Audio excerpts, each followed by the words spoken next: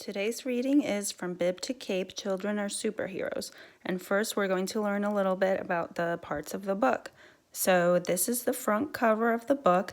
It will have the title, From Bib to Cape, Children Are Superheroes. And it will have the name of the author, in this case by me, Marcelle L. Crichton. And a lot of times they'll have an illustrator as well. That's the person that draws the pictures. In this case, I am also the illustrator. I didn't actually draw the pictures, but I took pictures and I made an effect on them so it would look more like a drawing. And then I can talk about a little bit more about how I made the book in another video. But here we have the spine of the book right here, and that is what holds all the pages together. And then we have the back cover, and this will have a little bit of an explanation of what the book is about. So little boy Vince tries to be a superhero and thinks he is failing until he realizes that he has been one all along, as all children are. And then this will usually have the price and the barcode or the ISBN. That's this number down here. And that is a number that it's a code that all books have that you can look it up with that code.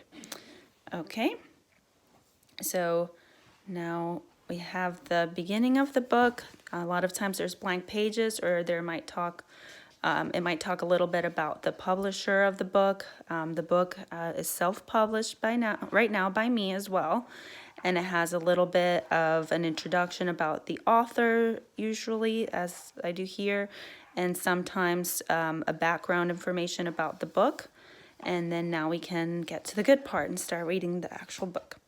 So high in the sky, superheroes flew, with their capes flowing as capes do, popping out of the comic book pages to be admired by children of all ages.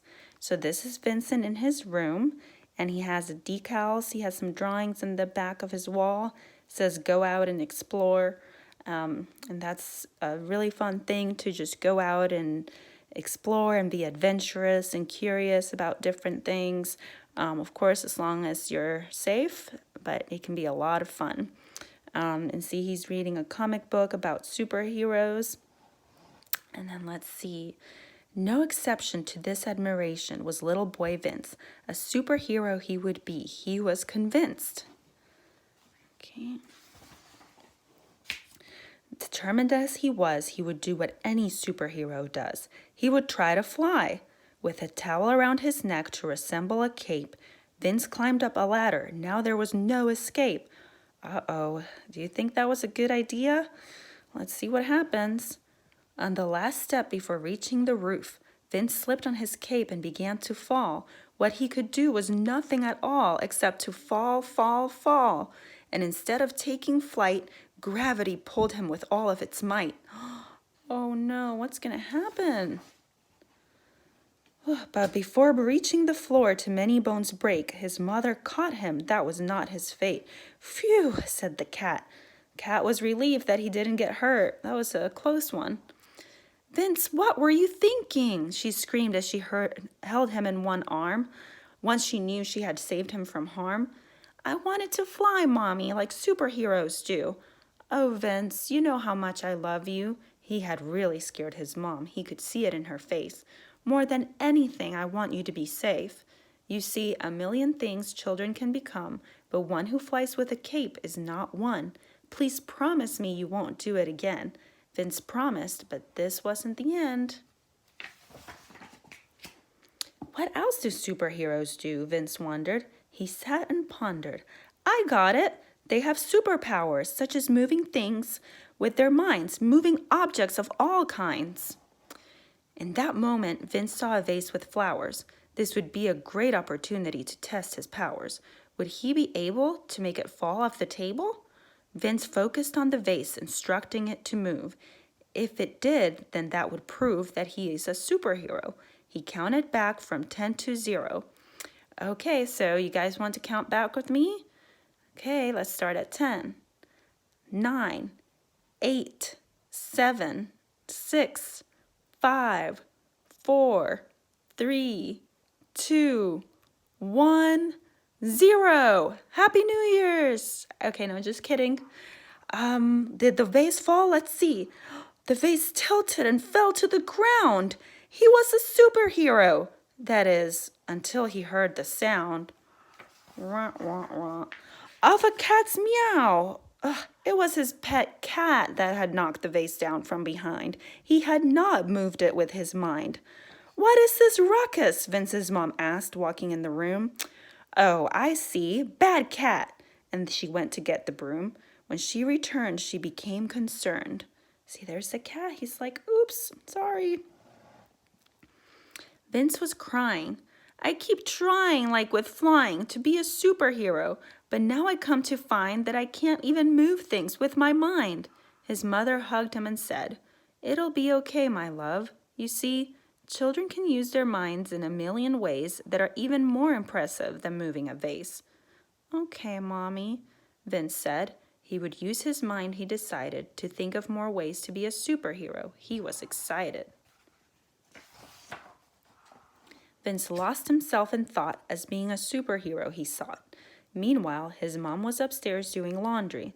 All that thinking had made him hungry. Now all he could think about was a snack. So he went towards the kitchen and then he'd be back. He passed the stairs on the way, and on a step he saw the cat play.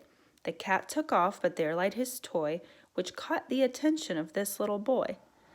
Vince's mom began to come downstairs. She had not noticed the cat toy was there. As she stepped on it, she was sure to trip, and to the hospital it was a very long trip. Said, here's the cat, he's saying sorry, and there's the toy, and she's going to trip on it?